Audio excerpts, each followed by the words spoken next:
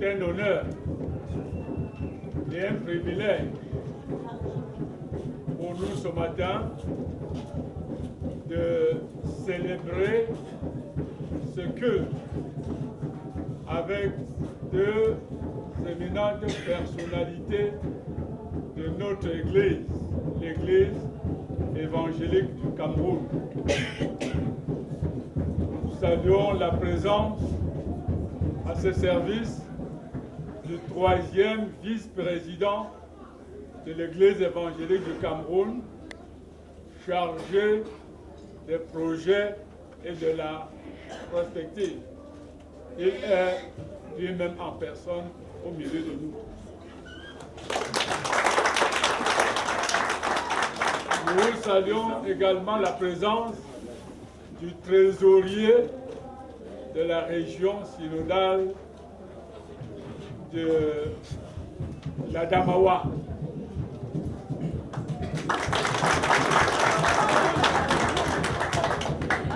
Le professeur Ketkamp Jean-Pierre. Le président aura le temps, au moment venu, de nous dire le mot de salutation du Père. Parce que quand le Père est au milieu de ses enfants, les enfants sont accrochés aux lèvres de leur Père. Il est au milieu de nous et le moment viendra où nous allons le voir et l'écouter. Mais en attendant, Monsieur le vice-président, soyez le bienvenu. Et merci d'avoir choisi encore une fois de plus de faire honneur à notre Église. Bien. Je salue encore une fois de plus chacun de nous et nous souhaitons un excellent service sous le regard du Seigneur à nous tous. Mesdames et messieurs, en vos rangs, grades et qualités, Monsieur le Président de la région synodale du Centre-Sud 1, je vous salue dans l'excellent nom de notre Seigneur Jésus-Christ. Mon propos va s'articuler sur 3 points.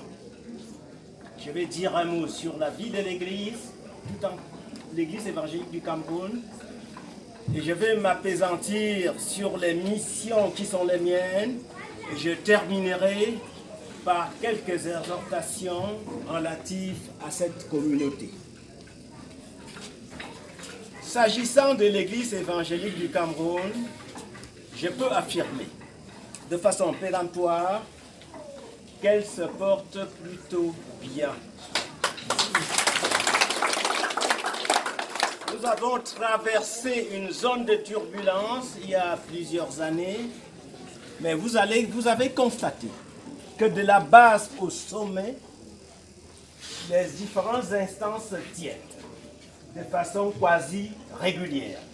Je pense notamment aux assemblées paroissiales, aux réunions des districts, de régions, réunions du bureau, du conseil synodal général et du synode général de l'Église évangélique, avec à chaque moment des résolutions qui sont prises et suivies des faits. Nous avons engagé au niveau national beaucoup de chantiers, conformément au plan d'action qui a été validé au synode général de Fumban. En ce qui concerne le volet développement, prospective et projet, je dois vous dire que beaucoup de choses ont été déjà faites. Je pense notamment à la catégorisation des paroisses. Les paroisses sont dorénavant catégorisées en A, B et C, dans l'ordre inverse. Les plus grandes catégories, c'est A. En milieu, c'est 2 et à la base, c'est C. Donc, c'est logiquement que cette paroisse de Likedjoa est une paroisse de catégorie C. Il y a 2 critères qui ont présidé à cette classification. C'est d'abord le nombre de fidèles Et ensuite, la puissance financière, je peux dire comme ça, mais en fait, c'est les offrandes, ou alors les cibles pour être prosaïques, qui sont imputées à chaque communauté. Et ensuite, il y a eu la catégorisation des ouvriers ecclésiastiques. Vous savez, on a des évangélistes, je ne vais pas dans les sous-grades, les pasteurs docteurs et une catégorie hybride, pasteur proposant, qui est appelée à disparaître. Cette catégorisation-là va de 1 à 10. Et dans chacune des catégories, il y a un A, un B, ainsi de suite. C'est classé. Les ouvriers sont dorénavant classés selon 2 critères majeurs. 1. Leurs diplômes académiques, notamment en théologie. 2. Leur expérience dans le ministère pastoral. Ça aura quoi comme impact ou comme incidence? C'est de réduire à sa plus simple expression certaines frustrations, je mets ça entre guillemets. Ça voudrait dire quoi? Il y aura dorénavant une corrélation forte entre le grade d'un pasteur, d'un évangéliste et sa paroisse. La paroisse. Et ce ne sera plus possible, par exemple, d'avoir un pasteur de catégorie 6 sous un pasteur de catégorie 4. Ce sera proscrit. Et enfin, je vais dire un mot concernant cette communauté. On voit que c'est une jeune communauté. J'ai pas fait beaucoup de communautés à l'EEC, mais je crois on m'a dit, le nombre de fidèles, c'est autour de 150, donc catégorie C. Nous sommes encore dans un temple en matériaux provisoires. L'idée, c'est quoi? Entre autres, nous avons travaillé sur les plans types de paroisses, de temples, et sur les plans types de presbytères.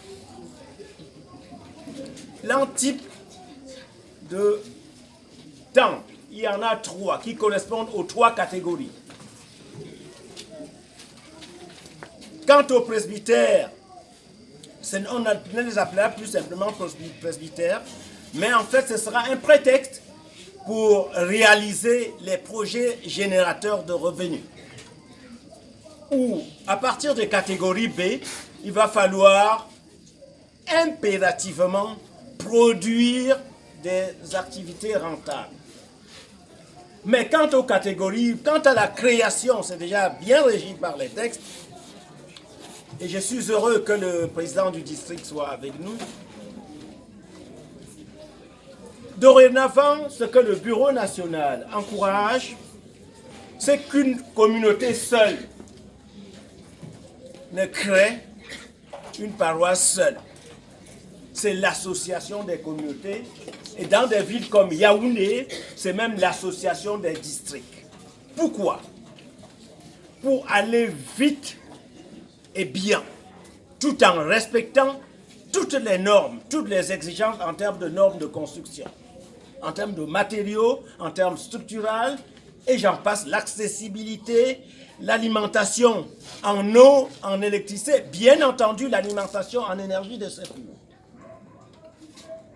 Tout cela est déjà pensé, y compris les dispositions au niveau de la chaire, pour que toutes les paroisses EEC maintenant qui seront construites se concentrent. On est dans une paroisse EEC, on est dans un temple EEC, on est dans un temple, dans un presbytère de catégorie C, B ou A. Donc, c'était pour dire, monsieur le président du district, nous avons intérêt à nous mobiliser assez rapidement avec les autres districts, pas seulement de Centre-Sud 1, même de Centre-Sud 2, à construire les temples. Je vous assure, c'est parce que cette communauté existe. Avant cela, sinon, nous, on ne pouvait pas donner quitus. Et toutes les paroisses qui doivent construire des temples, construire des presbytères, doivent recourir à la validation, soit du troisième vice-président qui est chargé de la question, soit du deuxième vice-président de la région qui doit valider les plans. Mais ce qui est en cours est en cours. Nous sommes obligés d'accompagner. Donc, monsieur le président de district, étant donné qu'on a des effectifs pléthoriques des ouvriers ecclésiastiques qui sont liés, comme vous le savez, pendant la crise, notamment pendant la crise, parce que ça a commencé d'ailleurs avant, avec des recrutements fantaisistes, comme vous le savez, si bien, ces recrutements ont fait en sorte qu'on ait beaucoup d'ouvriers. Donc, en mutualisant les ressources des districts, on va créer des nouvelles paroisses, c'est-à-dire des lieux de culte qui vont rapidement devenir une paroisse en moins de 2 ans, et on va affecter des ouvriers qui vont y vivre et travailler décemment. C'est ça le développement. Quand on parle de développement, c'est ça. Non seulement on tire un profil de carrière à l'horizon, mais ensuite la descente, là où on vient louer les centres, ça c'est notre centre, le sanctuaire de notre Seigneur Jésus-Christ. Là où on vient louer le Seigneur. Donc c'est la raison pour laquelle j'ai interpellé de façon indirecte monsieur le président du district de bien observer, regarder cela. Vous aurez tout le soutien du président de région, vous aurez tout le soutien du bureau national. Ceci n'est pas simplement valable pour Eligedjoa, ceci est valable pour l'ensemble des paroisses de l'église évangélique du Cameroun. Je vous remercie.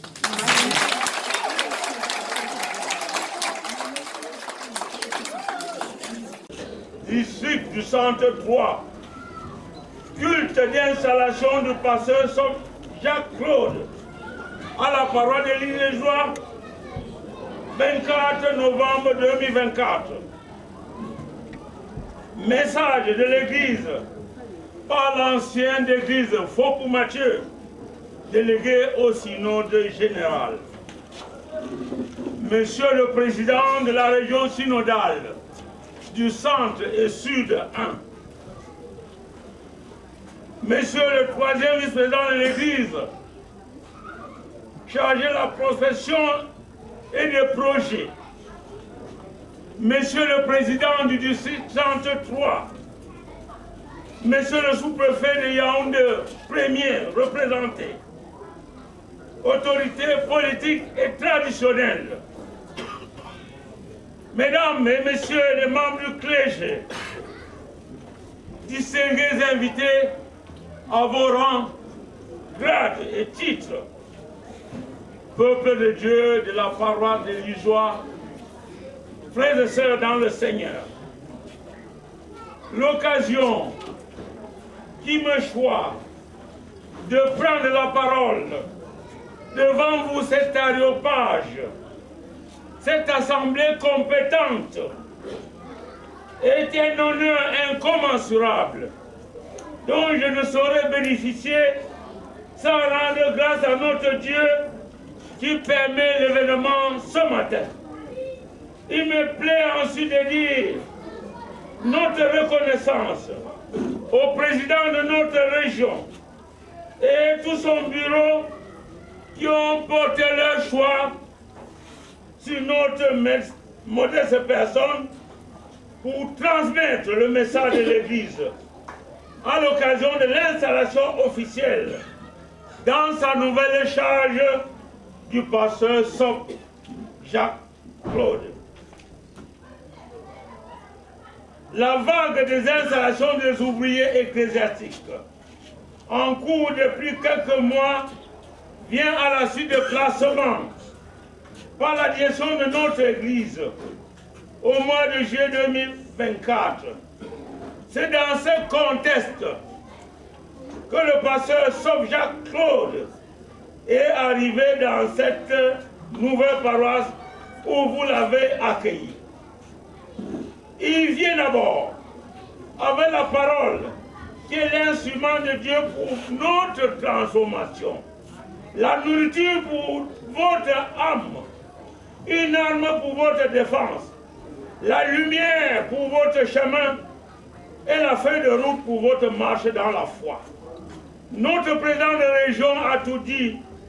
Nous voulons seulement exhorter notre Père, le pasteur Sop, de bâtir toute sa vie chaque jour avec la parole de Dieu. Laissez Dieu, laissez Jésus-Christ faire toutes choses pour vous. Concentrez-vous sur ce que Jésus-Christ vous a mandaté de faire. Vous êtes tous appelés à l'encadrer avec toute sa famille et surtout à lui apporter votre franche collaboration, car il ne peut à lui seul porter toute cette communauté. D'où le thème de notre Église cette année, la refondation de l'Église évangélique du Cameroun et l'impératif de la cohésion entre clergé et laïcs. Nombre 11, verset 14. Il s'agit pour les cadres et les fidèles lambda de cette communauté de l'Ijoie de s'impliquer activement à travers les commissions de travail prescrites par les textes de notre Église. Salut de la région synodale de la Damawa. Je prends la parole pour dire un mot sur le pasteur Sop, avec qui nous avons travaillé pendant 14 ans. Le pasteur Sop a fait l'essentiel de son ministère dans la région synodale de la Damawa. Il a commencé, comme nous l'avons suivi, comme aide évangéliste. C'est lui qui a rassemblé la communauté de Menganga et a fondé cette communauté. Au-delà du fait de fonder cette communauté, le pasteur Sop a contribué à construire le presbytère de Menganga et le temple de Menganga. Et enfin, stratège et diplomate, il a pu obtenir auprès du Lamido de Menganga un terrain de plus de 6 hectares.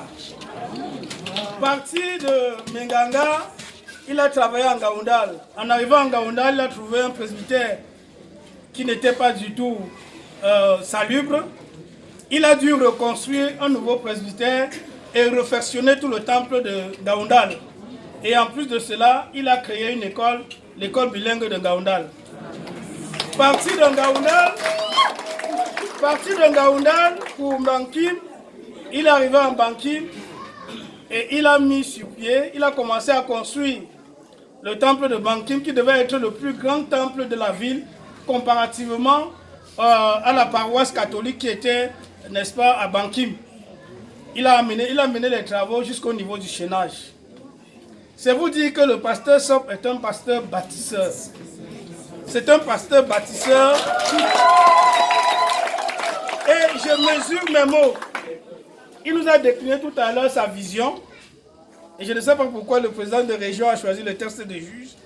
Mais je voudrais vous rassurer que le pasteur Sop, avec l'aide de Dieu et tout le conseil d'anciens, va transformer ce lieu en un grand complexe. Il va faire de ce lieu un paradis ici à Oluzoa.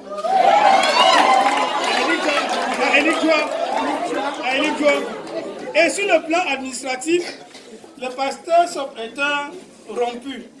Il a été secrétaire du district de Ngaoundéré, secrétaire de district du Djerem Mbere, président du district de Mayo Bagno et premier vice-président de la région synodale de la Damawa. Ça veut dire que même sur le plan administratif, il connaît, n'est-ce pas, l'administration. Ce que je voudrais dire, je voudrais prier les fidèles de Élie Djoua de soutenir l'action du pasteur Sop, de suivre les conseils qu'il va vous donner, parce qu'il a la capacité de mobiliser les communautés pour réaliser de grandes œuvres. Je voudrais dire un mot sur Maman Sop, qui est une maman aux actions discrètes et une grande conseillère dans l'ombre. Il faut savoir l'exploiter et l'utiliser.